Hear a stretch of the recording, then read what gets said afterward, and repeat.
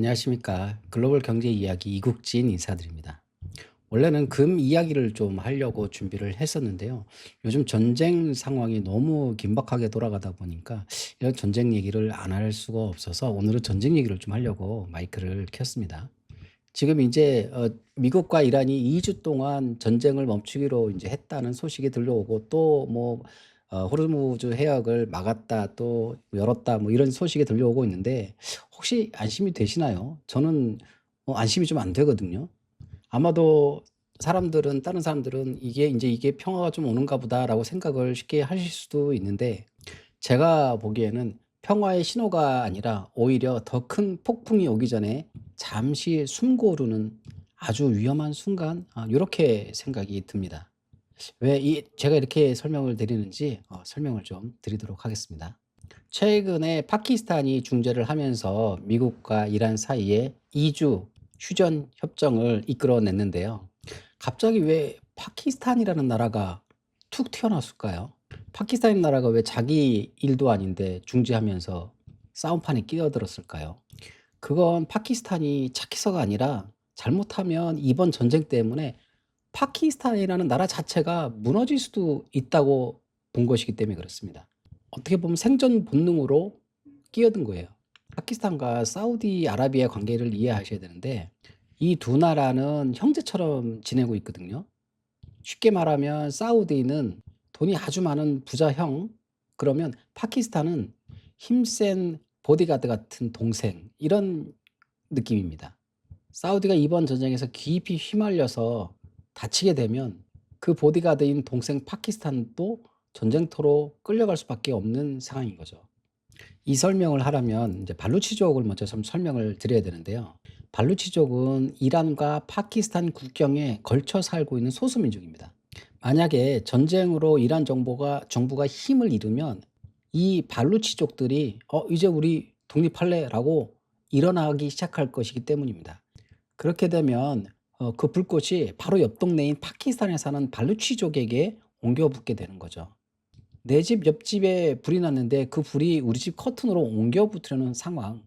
이게 파키스탄이 처한 현실입니다. 그래서 파키스탄은 이란 정부가 무너지지 않도록 필사적으로 전쟁을 말려야 하는 상황인 거죠. 그런데 왜 휴전이 45 일도 아니고 딱 15 일일까요? 즉 2 주일이라고 했는데 왜 파키스탄이 이렇게 짧은 시간을 제한을 했죠? 여기에는요, 아주 영리한 계산이 숨어져 있습니다. 협상할 때 이란은 완전히 전쟁을 끝내자라는 정전을 원했고요. 미국은 일단 좀 쉬자라는 좀 휴전을 원했습니다. 이란 입장에서는 45일이라는 시간을 주면, 미국한테 주면 부족한 총알도 채우고 기름도 채우고 더 세게 공격 준비를 할까봐 겁이 났던 겁니다. 그래서 계속 정전을 요청을 했던 거였는데 이런 내용을 잘 알고 있는 파키스탄에서 미국이 완벽하게 전쟁을 준비하기에는 턱없이 부족한 시간인 딱 2 주일로 잘라서 정한 겁니다. 이게 바로 상대방이 급소를 찌르는 협상 기술인 거죠. 자, 이제 바다 위로 가 보겠습니다. 지금 이 호르무즈 해협 때문에 전 세계의 숨통이 지금 뭐 쪼여지고 있는 상황인데요. 특히 아시아는 더하고요. 지금 분위기가 어떻게 바뀌었냐면은 이전에는 그냥 공짜로 지나가던 길이에요. 이게 국제법상으로도 그렇고요. 근데 지금은요, 분위기가 어떻게 바뀌었냐면 이란한테 나 지나갑니다."라고 허락받고 지나가야 되는 그런 분위기로 바뀐 거예요. 이번 전쟁을 통해서 이란이 손에 얻은 게 하나 있다면 바로 이 길목의 열쇠입니다. 미국이 아무리 힘이 세다고 해도 이거를 막기는 좀 역부족이었던 거예요. 그래서 미국도 이걸 알면서도 이란의 통제권을 어느 정도는 지금 인정하고 있는 상황인 거고요.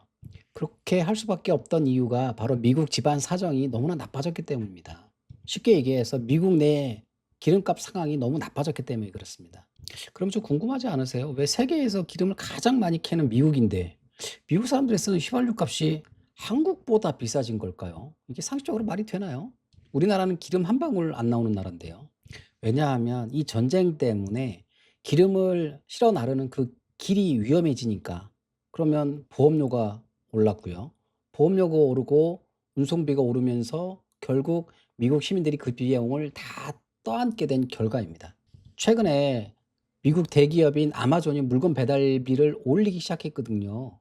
비행기하고 트럭에 넣는 기름값이 자꾸 비싸지니까 결국 미국 사람들이 받는 택배 상자에 전쟁 세금을 딱 붙여서 택배 요금을 올릴 수밖에 없는 상황인 거죠.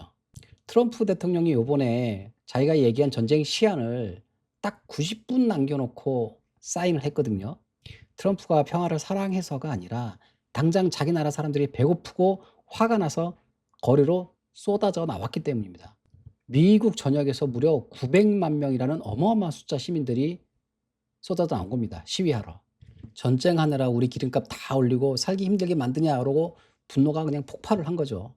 정치인들한테 가장 무서운 건요, 적군의 미사일이 나를 향하는 것보다 나를 뽑아준 국민의 표심이 떠나는 겁니다. 지금 트럼프는 11월에 선거를 앞두고 있어요. 그런데 지금 자기가 원하지도 않은 기름 폭탄을 맞게 된 셈이에요. 선택의 여지가 없어요, 트럼프 입장에서는. 이게 바로 권력의 생존 본능이 만들어낸 휴전인 거예요. 그럼 남은 2주일 동안 어떤 일이 벌어질까요? 왜 이라는 자기들의 미사일은 절대 건드리면 안 되라고 소리치는 걸까요? 아예 협상 테이블에 안건으로 가져오지도 말라고 하고 있거든요. 그건 이란에게 있어서 미사일은 단순히 무기가 아니라 무서운 형들에게 나를 지켜줄 마지막 방패이기 때문에 그렇습니다. 최후의 보루. 근데 이 미사일을 왜 미국은 없애려고 하는 걸까요? 그건 이 미사일이 바로 미국의 친구 이스라엘을 겨냥하고 있기 때문입니다. 미국하고 이스라엘하고 또 친구잖아요. 그래서 미국은 이 미사일을 없애려고 하는데 이란은 협상을 절대 반대를 하고 있어요. 왜냐하면 이란 입장에서는 최후의 보루 이 방패를 버리고 협상하자는 거는 그냥 "항복해라." 이 소리로 받아들여지고 있기 때문입니다. 그래서 핵 문제는 조금 양보하는 척하면서도 당장 내 몸을 지킬 이 미사일만큼은 절대 포기하지 않겠다는 게 이란의 전략입니다. 이제 미국의 핵심 과제는 이 2주 동안 이 미사일 협상 문제를 어떻게 풀어낼지가 관건입니다. 이번에 2주 휴전 얘기를 듣고 이스라엘이 굉장히 불쾌감을 드러냈는데요. 이스라엘은 지금 하마스의 재정비 시간만 벌어주는 거 아니냐는 그런 걱정과 우려가 큰 상황입니다. 또 이번 휴전에 레바논 문제까지 섞여 들어간 게 너무 불안한 거죠. 왜냐하면 지금 이스라엘 군대가 레바논 안으로 들어가서 싸우고 있는데 갑자기 멈추라고 하면 그동안 들인 노력이 헛수고가 될 수 있기 때문에 그렇습니다. 만약 미국이 자기들의 안보는 생각 안 하고 이란의 미사일을 눈감아 준다면 이스라엘 내부에서는 큰 소란이 일어날 게 뻔합니다. 그래서 이스라엘 사람들은 "우리만 위험에 빠뜨리는 거냐?"라고 외치겠죠. 이게 바로 동맹국 사이에서도 서로의 이익이 다를 때 생기는 아주 비정한 틈새인 겁니다. 요즘 달러 가격이 많이 오르긴 해도 예전처럼의 그런 신뢰가 많이 없어졌습니다. 왜 중국이나 다른 나라들이 기름을 살 때 자기네 달러 대신 자기네 나라 돈을 쓰라고 할까요? 그건 미국이 마음에 안 드는 나라의 달러 계좌를 마음대로 잠가 버리는 걸 봤기 때문입니다. '나도 언젠가 미국 눈치 보면서 돈을 써야 되겠구만.' 이런 생각을 하는 거죠. 지금 수십 년 동안 지켜온 석유는 달러로만 사야 되는 그 규칙이 서서히 깨지고 있습니다. 왜냐하면 이제는 미국이 시키는 대로만 해서는 내 나라 내 경제를 지킬 수가 없다는 걸 모두 깨달았기 때문입니다. 이게 어려운 말로 탈달러화라고 말할 수가 있는데 사실은 그냥 미국 형 눈치 안 보고 "내 맘대로 할래." 이 소리입니다. 요즘에는 대한민국도 그렇고 일본도 그렇고 이제 미국만 쳐다보지 않고 중동 나라들하고 직접 좀 친해지려고 노력하는 경향들이 많이 보입니다. 왜냐하면 지금까지는 미국의 안보 우산, 국제 경찰 역할을 하던 것들이 무너지고 있기 때문입니다. 요번 전쟁으로 인해서 기름값이 오르고 또 우리 그 대한민국 여천의 공장이 지금 멈추고 있는데 미국은 자기들 기름값 잡기에 바빠요. 우리는 전략적 거리두기라는 거를 선택해야 되는 상황이에요. 이제는 어느 한쪽 편만을 들어서 살아남을 수가 없는 아주 복잡한 세상이 되어 버렸습니다. 우리도 우리만의 살 길을 찾아야 한다는 것이 이제 바로 이 좁은 세상에 살아남는 유일한 방법이 된 겁니다. 여러분 이 2 주라는 시간이 결코 긴 시간은 아닙니다. 왜 제가 이 시간을 운명의 15 일이라고 부르느냐면 이 시간 안에 이란과의 미사일 문제, 호르무즈 해협 통행료 문제, 이스라엘의 안보 문제 이런 복잡한 숙제를 다 풀지 못하면 15일 뒤에 우리는 다시 한번 하늘을 가르는 미사일을 보게 될 겁니다. 우리는 이 평화로운 뉴스 뒤에 숨겨진 차가운 진실을 봐야 돼요.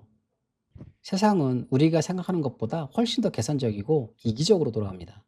아직도 남의 나라 전쟁하고 나랑 무슨 상관이야? 라고 얘기하신 분 계실 수 있겠는데, 오늘 3억은 과자값이 올랐고, 왜 부모님 표정이 어두워지는지 그 이유가 바로 그 좁은 호르무즈 해협과 미국의 기름값에 들어있는 겁니다. 왜 우리는 공부를 해야 할까요? 세상이 어떻게 돌아가는지 모르면 나도 모르는 사이에 내 주머니에 돈이 빠져나가고 내 미래가 남의 결정에 휘둘리기 때문입니다. 이게 바로 오늘 제가 여러분께 드리고 싶은 뼈아픈 진실인 겁니다. 2주 뒤에 평화가 올지 아니면 더 큰 전쟁이 터질지는 아무도 몰라요. 하지만 확실한 건 하나가 있습니다. 우리는 준비하고 있어야 됩니다. 준비하지 않은 사람들에게는 그냥 이 2주가 그저 지나가는 시간이 되겠지만, 준비된 자에게는 살아남을 방법을 찾는 마지막 기회가 될 것이기 때문입니다. 근거 없는 낙관도 이유 없는 비관도 하지 마십시오. 오직 눈앞에 펼쳐진 차가운 데이터의 자본과 논리만을 믿으셔야 합니다.